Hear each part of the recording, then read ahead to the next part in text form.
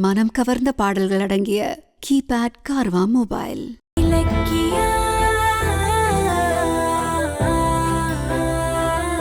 SSK அவரு தனக்கு தொழில போட்டியா இருக்கக்கூடிய கௌதம வின் பண்ணணும் அப்படின்னு நினைக்கிறாரு.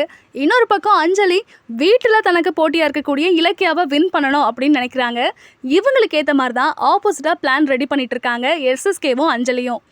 ரீசெண்டாக வந்திருக்கக்கூடிய இலக்கியா சீரியல் ப்ரோமோல என்னாச்சுன்னா, குழந்தை பாக்கியம் வேணும் அப்படின்னு கோயிலுக்கு போறத பத்தி இலக்கியாவும் கௌதமும் பேசிட்டு இருக்காங்க.